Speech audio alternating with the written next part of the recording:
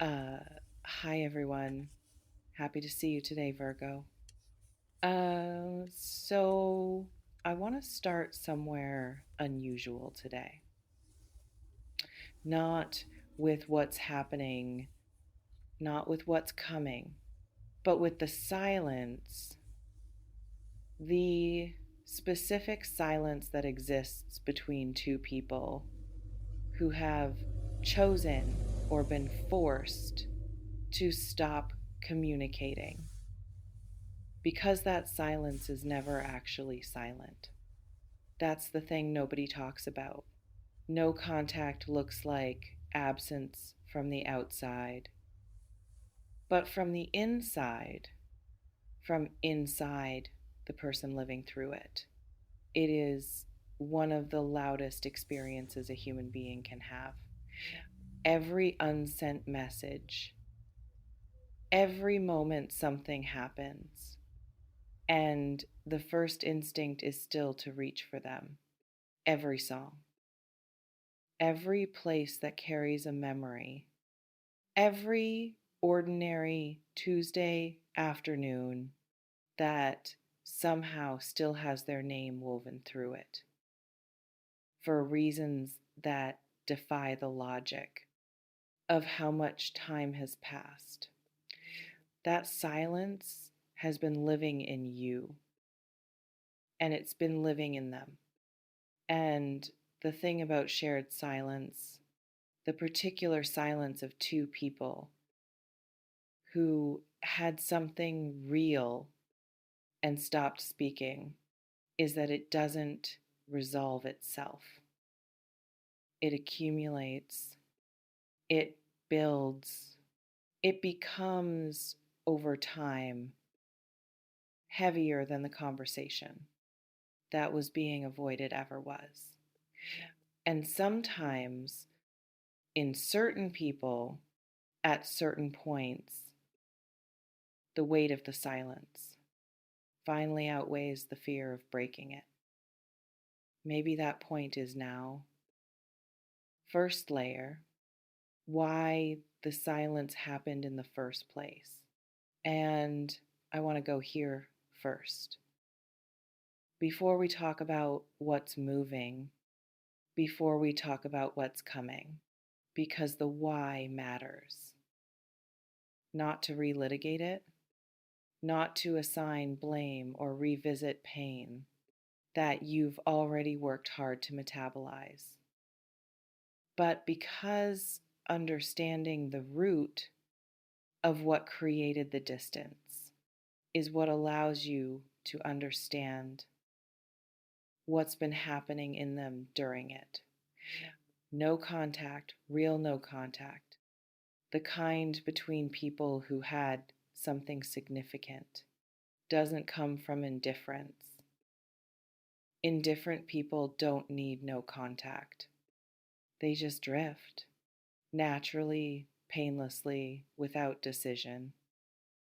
No contact requires a decision, a conscious, often agonizing decision to stop doing something that every instinct is pulling you toward continuing that decision, whatever side it came from, whatever circumstances produced it, is evidence of how much was there.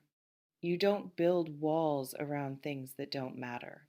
Uh, so, whatever happened, whatever the sequence of events was, whatever was said or unsaid, whatever broke or bent or simply ran out of road, it happened between two people for whom this was real. And real things, truly real things, don't follow the same rules as things that were never quite real to begin with. They don't fade on schedule. They don't respond to logic. They don't disappear just because both parties decided they should. And what has been happening in them during this silence, in the private, unwitnessed interior of someone who chose distance, but maybe not disconnection, might be more significant than what was visible on the surface. Second layer, what happens to a person during no contact? The real version, not the version people perform on social media, not the healed, unbothered, thriving version that gets constructed for public consumption. The private version, the 2 a.m. version, the version that exists in the space between who they're pretending to be and who they actually are when nobody is watching. In the beginning, for most people, there's a kind of relief, not happiness, relief. The particular exhale of someone who has been in emotional intensity for so long that the absence of it, even painful absence, feels like stillness. And stillness after turbulence can feel deceptively like healing. But then, and this is the part that changes things, the relief starts to wear off. And what's underneath it is not what they expected. What's underneath it is not freedom, not the clean, clear, open feeling of having made the right decision. What's underneath it for someone who had something real is absence. Specific, shaped, U-shaped absence. The particular empty space that only exists because something specific was there before and now isn't. And they've been living in that shaped absence, moving around it, adapting to it the way you adapt to furniture that's been removed from a room. You stop walking into the space it used to occupy, but you never stop knowing it's missing. That's what no contact actually feels like. When what you're distancing yourself from was never something you stopped wanting. It feels like carrying an absence that has your name on it every single day. In the quiet moments, especially, third layer, the realization, and this is the layer that matters most because something has shifted in them, not gradually. The way these things tend to shift, not gradually at all. Something happened, or something was realized, or something that had been forming slowly in the background of their ordinary days finally crystallized into something clear enough to act on. And here's what I think that realization was, or close to it, because I can't tell you exactly, I won't pretend to know the specific contours of someone else's interior. But what I'm sensing has a particular shape to it. The shape of someone who tried, who genuinely tried to move forward, to redirect their energy, to find in other people or other situations some version of what they had with you, not to replace you, even if that's how they framed it to themselves, but to prove to themselves that what they felt was transferable, that it was about the feeling, not the person. Uh, and it didn't work, not in the way they needed it to, because the feeling wasn't transferable, because what they had with you wasn't a category of experience that could be replicated with different people. It was specific, it was you specific, and the attempt to find it elsewhere didn't dilute what they feel, it clarified it, made it sharper, made it undeniable in a way. That comfortable distance had been softening. Comparison has a way of doing that, of showing you with brutal, unasked for precision exactly what you actually had, by showing you everything that falls short of it. And they've been getting that education quietly, privately, in a way they haven't fully admitted to anyone yet, maybe not even to themselves. But the admission is forming. And admissions, once formed, are very difficult to unform. Once you've let yourself know something clearly, really clearly, in the bone deep way, pretending you don't know it becomes a full-time job that eventually becomes impossible to maintain. Fourth layer, why now? And this question matters because timing is never random in situations that carry real weight. There's always a reason for why a threshold gets crossed at a specific moment rather than before it or after it. Something happened or something accumulated to a point or something that was keeping the silence in place.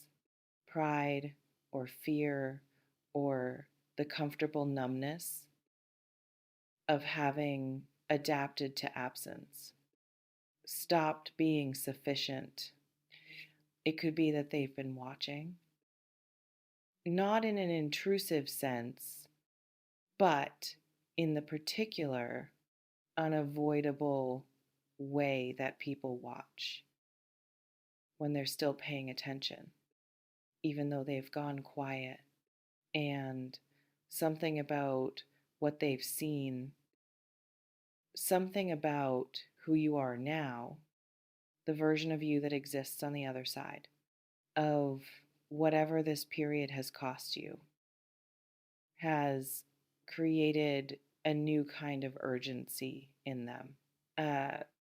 Because here's what happens to people when they watch someone they love grow without them.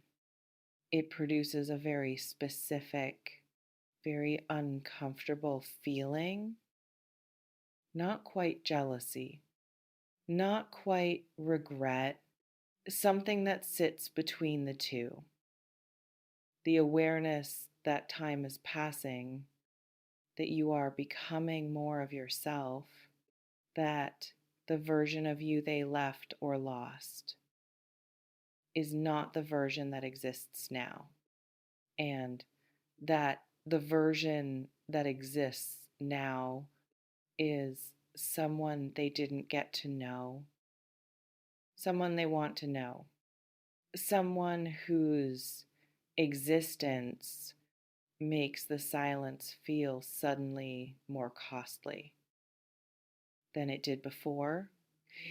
That cost, that specific growing, no longer ignorable cost, might be what's driving the movement right now.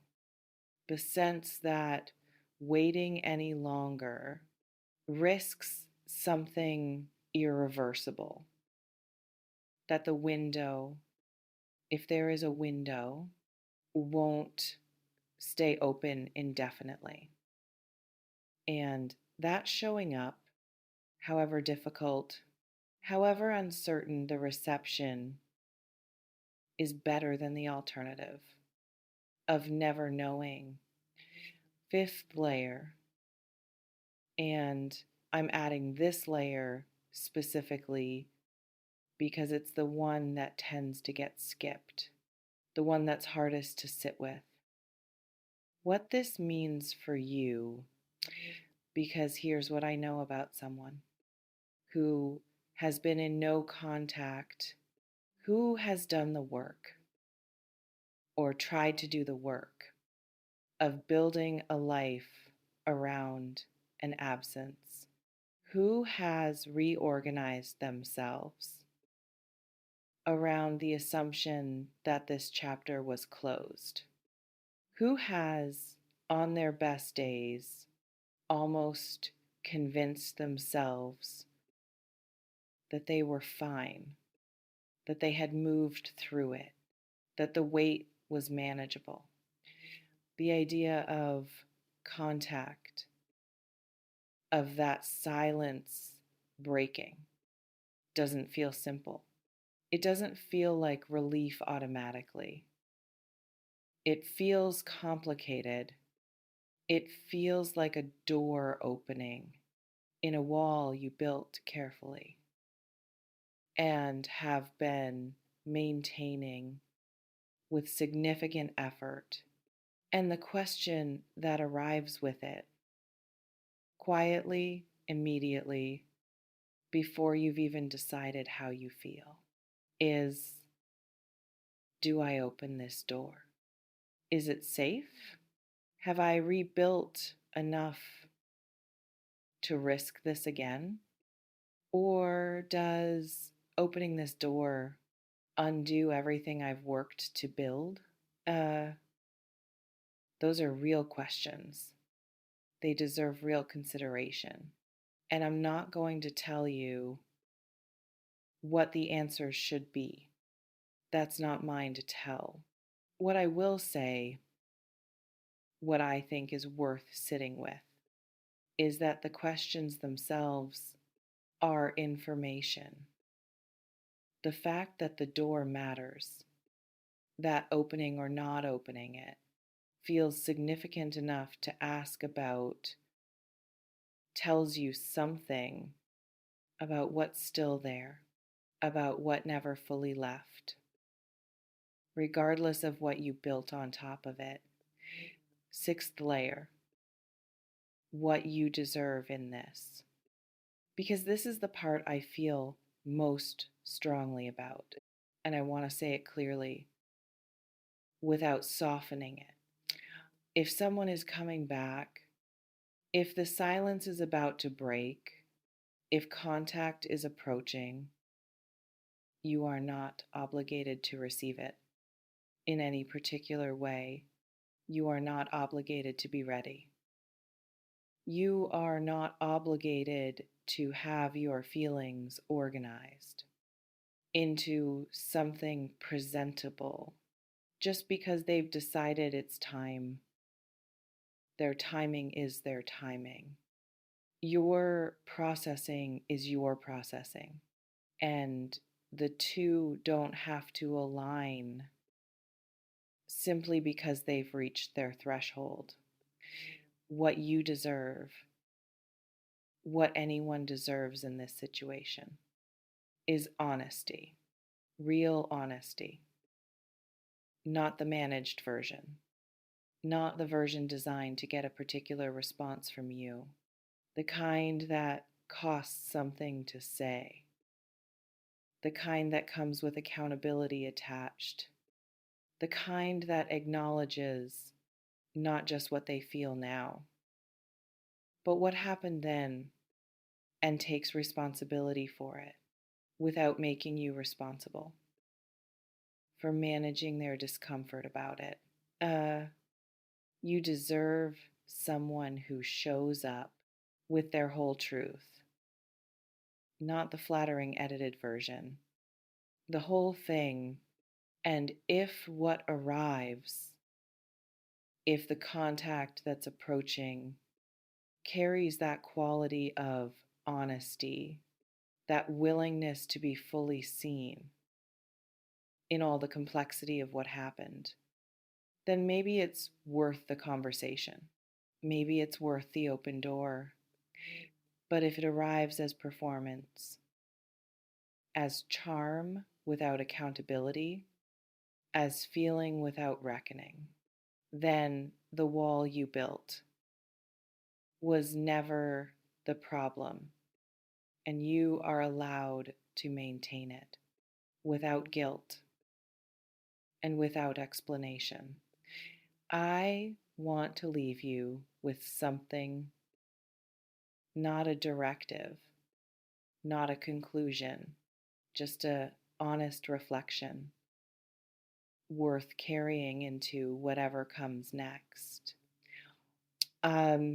No contact changes people. Both people, and not always in the ways either of them planned. It changes the person who left by showing them in the particular unavoidable mirror of absence exactly what they walked away from.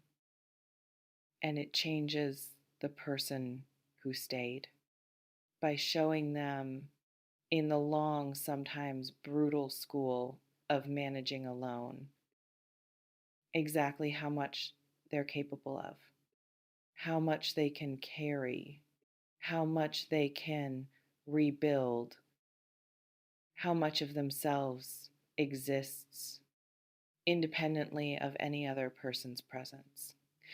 That knowledge, the knowledge of your own capacity, earned the hard way through the specific curriculum of loss and continuation that doesn't go away if you open the door. That's yours now, permanently, no matter what happens next. And maybe, just maybe, you're approaching this differently than you would have before, with more clarity about what you need, more willingness to ask for it, more ability to see clearly rather than through the distortion of wanting something so badly that you accept less than it. The person considering reaching out, the one who has been living in your absence, reckoning with what they had, building toward the courage to break the silence. They're not coming back to who you were. They're approaching who you are now. And who you are now knows things that who you were didn't, requires things that who you were couldn't yet articulate, holds a standard that who you were was still learning to maintain.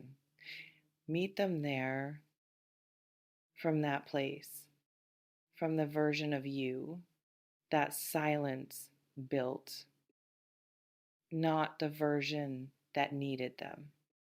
The version that knows quietly, solidly, unshakably exactly what they're worth, exactly what this is worth, and exactly what it isn't. The silence is ending. Maybe not today. Maybe not in the way you're imagining. But something is moving in the direction of your door. And it has been moving for longer than you know. The question was never whether they'd come back. The question, the real one, the one worth sitting with, is who you'll be when they do. And the answer to that question is already inside you, built from everything the silence taught you. You already know exactly who that is. Stand there and let them find you exactly as you are.